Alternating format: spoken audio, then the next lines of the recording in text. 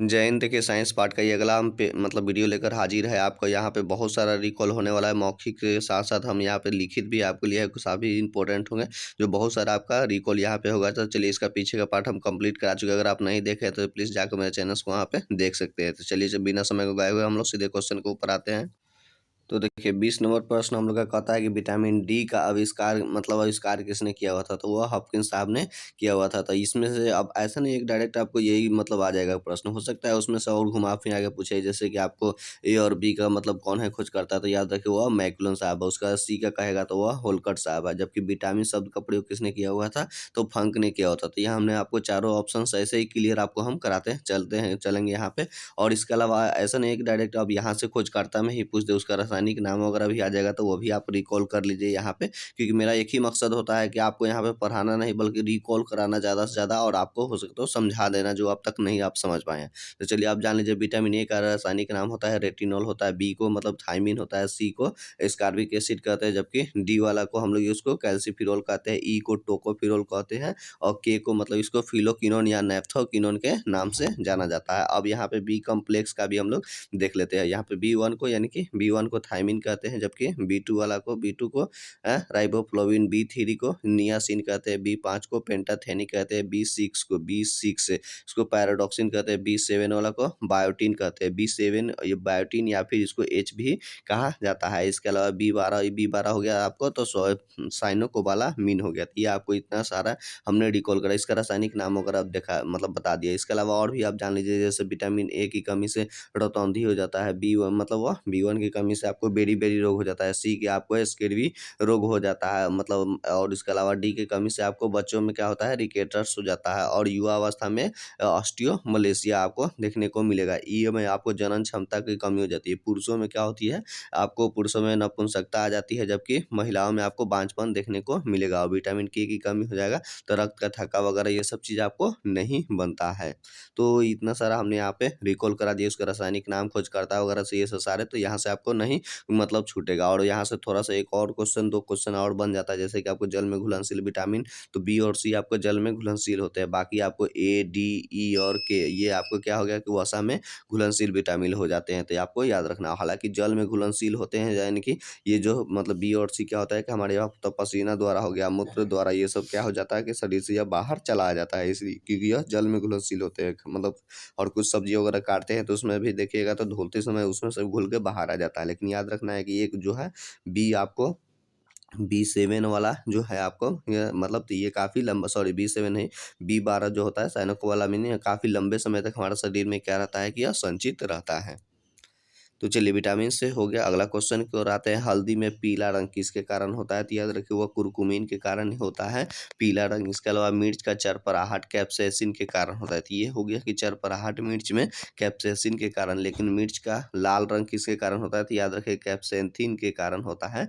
ये आपको लाल रंग हो गया, और यह चरपराहट कैप्साइसिन के कारण आपका होता है। और जबकि हल्दी का पीला रंग किसका, कुरकुमीन के कारण होता है। और एक चीज़ आप जान लेंगे, हल्दी क्या है, एक तरह से क्या है आपको, यह आपको तना है, आलू भी आपको तना है। इसके अलावा लहसुन भी आपको क्या है, वह तना का ही रूप है। प्याज भी आपको तना का ही रूप है। तो ये सारे क्वेश्चन से आपको यहाँ से रिकॉल करके रखना होगा। चलिए गैसों में गैस का उदाहरण है, तो याद रखिएगा गैसों में गैस का उदाहरण में आपको वायु एक गैसों का मिश्रण होता है। और ये गैसों का यह देखने को मिलता है, क्योंकि कैसे हो गया गैसों में, तो वायुमंडल में खुद एक गैस है। उसके अलावा उसमें भी देखिएगा आपको तो नाइट्रोजन 78% है, उसके अलावा का ऑक्सीजन जो है उसमें 21% आपको मिल जाता है। उसके अलावा कार्बन डाइऑक्साइड जो है 0.03% ये आपको होता है। इतना तो ये गैसों का मिश्रण आपको याद रखना है। उसी तरह से मिश्र धातुओं में क्या होता है, तो ठोस में ठोस का मिश्रण होता है। जैसे तरह से आपको क्या होता है कि कॉपर हो गया, उसके अलावा जिंक हो गया, तो ये मिल जाता है तो पीतल बन जाते हैं। तो इसी तरह से आपको ये ठोसों में ठोस का मिश्रण, यानी कि ये मिश्र धातु वगैरह बनता है, तो ठोस में ठोस का मिश्रण होता है। उसी तरह से समुद्री जल होता है, तो ये जल में क्या होता है, ठोस का, क्योंकि जल से तो होता है, साथ साथ ठोस कहने का मतलब है यानी कि NaCl जो नमक होता है वह ठोस होता है। तो इसलिए समुद्री जल क्या हुआ कि जल में ठोस का वह उदाहरण है। उसी तरह से आपका दूध में क्या करेंगे, दूध में अगर आप रोटी ऐसी फुला देते हैं तो वह भी क्या होगा कि आपको जल में क्या होगा, जल में ठोस का यानी कि द्रव में ठोस का वो विलयन हो जाता है। चलिए इसके अलावा सोडा वाटर यहाँ पे है तो याद रखिएगा जल में गैस का यह उदाहरण है। तो सोडा वाटर पूछा किस में है तो जल में गैस का उदाहरण है। अगर आप स्प्राइट वगैरह पीते हैं तो उसमें से क्या होता है वो जल ही रहता है उसमें अंदर यानी कि द्रव में, और उसमें क्या होता है कि गैस यानी कि CO2 उसमें मतलब प्रेशर करके दबा के उसमें मतलब घुलनशील कर दिया जाता है। तो इसलिए आपको याद रखना होगा कि द्रव में गैस का उदाहरण कौन सा है तो सोडा वाटर है। ये चारों ऑप्शंस यहाँ भी हमने आपको रिकॉल कराया, ऐसे ही आपको कराते चलेंगे और काफ़ी ज़्यादा इंपॉर्टेंट्स होते हैं। ऐसा नहीं है कि आपके एग्जाम में डायरेक्ट ऐसे ही क्वेश्चन ये आज आ जाएगा आपको कि गैसों में गैस का उदाहरण कैसे है। इसके अन्य भी जितने सारे संभावनाएं बनते हैं मतलब 9 को संभावनाएं बनती है आपको, तो सारे में से कहीं से भी आपको क्वेश्चंस आ जाते हैं। आपको खुद तैयार होना होगा इन्हें सॉल्व करने के लिए, क्योंकि एग्जाम वगैरह अब सब काफ़ी ज़्यादा वो टफ होते जा रहा है। चलिए अगला क्वेश्चन की ओर बढ़ते हैं। जैसे कि यांत्रिक ऊर्जा को विद्युत ऊर्जा में बदलता है, कौन बदलता है तो याद रखिए यांत्रिक ऊर्जा को विद्युत ऊर्जा में, तो वो आपको डायनेमो, जिसे हम लोग आम मतलब बोलचाल की भाषा में इसे हम लोग जनरेटर के रूप में जानते हैं। तो ये आपको याद रखना है। इसके अलावा और भी जान लीजिए जैसे डायनेमो, तो याद रखिएगा डायनेमो आपको दाहिने हस्त के नियम पर कार्य करता है। उसी तरह से अगर बाएं हस्त का नियम पर कौन कार्य करता है तो वह विद्युत मोटर हो गया। और विद्युत मोटर क्या करता है, यह विद्युत ऊर्जा को यांत्रिक ऊर्जा में बदल देता है। ठीक जस्ट उसका उल्टा हो गया। देख लीजिए जैसे कि डायनेमो आपको यांत्रिक ऊर्जा को विद्युत ऊर्जा में बदल रहा है, तो मोटर क्या करता है वो विद्युत ऊर्जा को क्या करता है यांत्रिक ऊर्जा में बदल देता है। जबकि और बायां हस्त के नियम पर यह आपको कार्य करता है। तो ये आपको यहाँ से भी याद रखना होगा। और जबकि ये माइक्रोफोन हो गया, तो याद रखिएगा ध्वनि ऊर्जा को विद्युत ऊर्जा में बदलने का कार्य करता है। लाउड स्पीकर हो गया आपको, तो ये लाउड स्पीकर आपको मतलब ये विद्युत ऊर्जा को ध्वनि ऊर्जा में यह कन्वर्ट कर देता है। जबकि सितार भी हो गया आपको, तो यांत्रिक ऊर्जा को यह ध्वनि ऊर्जा में बदलने का कार्य करता है। तो यह भी हमें चारों हमने रिकॉल कर लिया। चलिए आगे क्वेश्चन के ऊपर आते हैं। सेरीकल्चर किससे संबंधित है, तो याद रखिए वो सेरीकल्चर आपको रेशम से उत्पादन से संबंधित है। जबकि यह रेशम एक तरह की क्या है, एक तरह का ये आपको याद रखना होगा कि प्रोटीन ही है। उसी तरह से पीसी कल्चर में मत्स्य पालन वगैरह का क्या गया उत्पादन किया जाता है। तो याद रखना हुआ पीसी कल्चर मत्स्य उत्पादन और सेरीकल्चर आपको रेशम से संबंधित है। नेक्स्ट क्वेश्चन है, हृदय में विकार का पता लगाने के लिए प्रयोग में लाया जाता है। तो याद रखिएगा ईसीजी का प्रयोग किया जाता है। ईसीजी मरीज को ईसीजी कराने का डॉक्टर सलाह देता है। और इससे क्या होता है कि हृदय में जो भी कुछ मतलब जैसे कि हृदय तो धड़कता है तो लव डब की आवाज़ आती है, याद रखिएगा वह लव डब की आवाज़ आती है। जबकि उसमें अगर छिद्र वगैरह रहता है तो मुड़मुड़ का आवाज़ आता है। तो छिद्र वगैरह का पता लगाने से संबंधित या फिर हार्ट बीट वगैरह ठीक से काम क्यों नहीं कर रहा है, उसमें कोई मतलब रुकावट वगैरह है, जैसे बाईपास सर्जरी वगैरह करना है, तो इसलिए आपको ईसीजी का ये प्रयोग किया जाता है। अब यहाँ पे ईसीजी डायरेक्ट ये हो गया। इसके अलावा आपको याद रखना होगा कि ईसीजी का फुल फॉर्म भी आपको कहीं पे पूछता है, मतलब आ जाता है आपको ईसीजी। तो ई से इलेक्ट्रो, सी से कार्डियो, जी से ग्राफी, तो इलेक्ट्रोकार्डियोग्राफी हो गया। उसी तरह से मस्तिष्क का ये देख लीजिए ऑप्शन के हिसाब से मस्तिष्क का भी पता लगाने के लिए उसमें दिमाग में कुछ तरह की गड़बड़ी के लिए आपको ईईजी का किया जाता है। और ईईजी का भी आपका फुल फॉर्म पूछता है इलेक्ट्रोइंसेफेलोग्राफी होता है, इलेक्ट्रोइंसेफेलोग्राफी होता है। और एक आपको बीसीजी का टीका लगाया जाता है टीबी के समय में, तो बैसिलस कॉलमेट ग्यूरिन, इसको कॉलमेट साहब ने खोज किया होता है। तो ये भी आपको याद रखना होगा। इसके अलावा यहाँ पे एक पेस मेकर भी है, हृदय से ही संबंधित है। याद रखिए यह दाहिने आलिंद के पास में इसको लगाया जाता है। जैसे कि हम लोग का ये आपका हृदय होता है और ये ऊपर वाला आलिंद हो गया, नीचे वाला निलय होगा, इधर के तरफ ये आपका दाहिना आलिंद हो गया। तो यही दाहिना आलिंद के पास ही पेस मेकर लगाया जाता है। इसलिए लगाया जाता है ताकि मतलब क्या होगा कि यह हृदय पंपिंग कर सके, जिसके कारण से इसमें रक्त आ सके। और इस तरह से आता है ट्राइकास्पेड बल्ब के द्वारा क्या होता है कि मतलब आया नीला थी आपका दाहिना निलय में आता है, दाहिना निलय से फेफड़ा में चला जाता है। फेफड़ा से शुद्ध होगा, आपको पता ही है कि आपको फिर वह बायां आलिंद में आता है। बायां आलिंद के बाद बाईकास्पेड बल्ब के द्वारा यह बायां निलय में आता है। बायां निलय से क्या होता है कि यह पूरा शरीर में यह चला जाता है। तो ये भी आपको यहाँ से याद रखना होगा। चलिए और हाँ सीटी स्कैन, यहाँ एक ऑप्शन भी है आपको। सीटी स्कैन से पूरा शरीर का क्या हो गया स्कैन कर लिया जाता है, जिसमें देखा जाता है कि शरीर में कहाँ पे कौन सी मतलब गड़बड़ी वगैरह हुआ है। तो ये सब सब मतलब आपको आम देखे ये सब टेस्ट वगैरह होते ही रहता है डॉक्टरों के द्वारा, अगर आपको हॉस्पिटल में जाइएगा तो। चलिए अगला क्वेश्चन की ओर आते हैं। खैरा रोग का संबंध किससे संबंधित है, तो याद रखिए वो खैरा रोग धान में हो जाता है। और याद रखिए किसके कारण होता है, तो ये आपको जिंक के कारण यानी कि कमी के जस्ता की कमी के कारण हो जाता है। उसी तरह से गेहूं में आपको टुड्डू रोग हो जाएगा, गन्ना में आपको लाल सड़न रोग हो जाता है, और कपास, हालाँकि कपास में कोई, जिसे हम लोग आम बोलचाल की भाषा में याद रखिएगा, उसे हम रुई के नाम से जानते हैं। तो इस तरह से क्या होगा, यह सेमर का पेड़ जो होता है ना, वही आपका क्या होगा कि रुई वहाँ से निकला, तो ये आपको कपास हो गया। कपास को याद रखिएगा सफ़ेद सोना के नाम से जानते हैं, क्या सफ़ेद, याद रखिएगा सफ़ेद सोना के नाम से कपास को हम लोग जानते हैं। और सफ़ेद सोना के, इसका कपास के अलावा प्लेटिनम को भी याद रखिएगा, प्लेटिनम को भी हम लोग क्या करते हैं, सफ़ेद सोना के नाम से जाने जाते हैं। जल को याद रखिएगा, जल को नीला सोना कहा जाता है, जल को नीला सोना के नाम से जाना जाता है। जबकि भूरा सोना, याद रखिएगा भूरा सोना किसको कहा जाता है, तो भूरा रंग का सोना में आपको याद रखिएगा जो पुआल होता है, पुआल या फसलों का अवशिष्ट वगैरह होता है, उसे हम लोग भूरा सोना के नाम से जानते हैं। पीला सोना, याद रखिएगा पीला सोना, सरसों को जो मतलब सरसों का जो तेल होता है, उसे पीला सोना के नाम से जानते हैं। जबकि काला सोना आप जानबे करते हैं, आपको वह मतलब वह कोयला को कहा जाता है। तो ये सभी क्वेश्चंस हमने आपको रिकॉल यहाँ से देखा। और एक और है हरा सोना, हरा सोना में आपको याद रखिएगा चाय, हरा सोना में चाय और क्या हो गया कि बाँस, ये आपको आपको हरा सोना के नाम से जाना जाता है। तो इतना सारा हमने यहाँ पे आपको रिकॉल करा दिया। हालाँकि यहाँ पे देख लीजिए कुछ वैज्ञानिक नाम वगैरह भी आता है, जैसे कि गेहूँ का ट्रिटिकम एस्टिवम होता है, उसी तरह से धान का उरैजा एस्टिवम के नाम से जाना जाता है। तो चलिए आगे की ओर क्वेश्चन की ओर हम लोग बढ़ते हैं। यहाँ पे अगर ये जीके से अगर हम लोग जोड़ कर देखेंगे, जैसे गेहूं में, तो गेहूं उत्पादन देखिएगा कि चाइना आपको प्रथम स्थान पे मिल जाएगा, भारत आपको दूसरे स्थान पे मिलेगा। उसी तरह से अगर भारत में देखेंगे कि गेहूं उत्पादन में, तो कौन सा यूपी प्रथम स्थान पे हो जाता है, लेकिन प्रति हेक्टेयर की अगर बात करेगा तो याद रखिएगा आपको कौन सा होता है, तो पंजाब हो जाता है। उसी तरह से धान आपकी चावल से है, तो चावल का सबसे ज़्यादा अगर उत्पादन में देखेंगे तो आपको पश्चिम बंगाल हो जाता है, लेकिन प्रति हेक्टेयर की बात करेंगे तो याद रखिएगा आपको कौन सा हो जाता है, तो पंजाब हो जाता है। हालाँकि कपास के संबंधित में याद रखें तो कौन होता है, तो गुजरात। कपास उत्पादन में कौन सा हो गया, तो आपको गुजरात हो गया। हालाँकि यह गन्ना उत्पादन में से संबंधित है, तो याद रखें वह यूपी, यूपी सबसे ज़्यादा आपको मिलेगा। तो ये हमने साइंस को सीधे डायरेक्ट, अगर जीके से भी आपको घुमा-फिरा के क्वेश्चन आएगा तो यहाँ से आप पकड़ सकते हैं। चलिए, केल्विन स्केल पर कमरे का सामान्य तापमान कितना होता है, तो यह 300 केल्विन होता है, क्योंकि कमरे का सामान्य तापमान लगभग यही 23 से 24 डिग्री सेल्सियस होता है।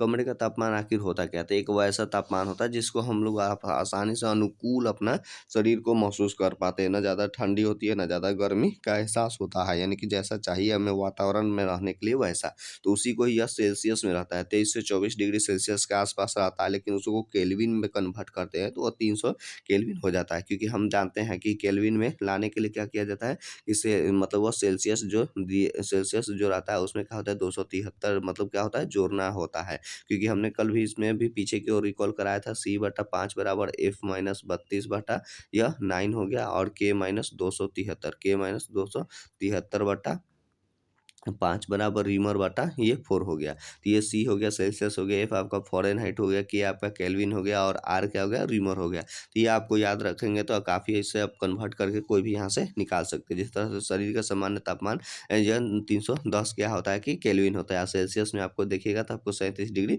सेल्सियस होता है। फ़ारेनहाइट में 98 पॉइंट हुआ यह 6 से फ़ारेनहाइट होता है। और लगभग बुखार वगैरह हम लोग क्या करते हैं, शरीर का तापमान यही फ़ारेनहाइट में ही नापते हैं, 98.6 से।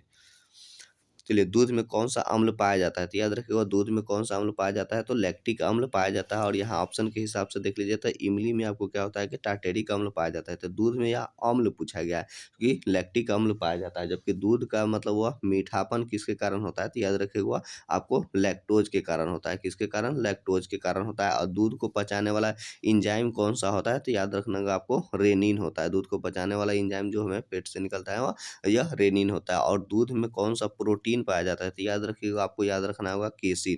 केसिन प्रोटीन पाया जाता है, और इसी केसिन प्रोटीन के कारण इसका दूध का क्या होता है कि सफ़ेद रंग होता है। सफ़ेद यानी कि व्हाइट रोग मतलब सफ़ेद देखने को मिलता है, वह केसिन के कारण ही होता है। तो यही केसिन को पचाने के लिए क्या होता है कि रेनिन। रेनिन क्या करता है कि केसिन को कैल्शियम पैराकेसिनेट में बदल देता है, और कैल्शियम पैराकेसिनेट वापस आपको विटामिन ए के रूप में संचित होकर यह लीवर में आपको जमा देखने को मिलता है। इसके अलावा दूध से संबंधित में अगर आप देख लेंगे तो दूध का पीला रंग किसके कारण होता है, तो आप देखिए याद रखिएगा कैरोटीन के कारण भी कैरोटीन के कारण आपको यह पीला रंग देखने को मिलता है। दूध का पास्चुराइजेशन की खोज किसने किया था? तो लुई पास्चर साहब ने किए हुए थे। हालाँकि एक लो टेम्परेचर होल्डिंग मेथड होता है, जिसको क्या होता है, दूध को क्या होता है कि 30 मिनट में 30 मिनट तक के लिए उसको गर्म किया जाता है और उसके बाद में उसको ठंडा किया जाता है। तो ये आपका लो टेम्परेचर होल्डिंग मेथड हो गया।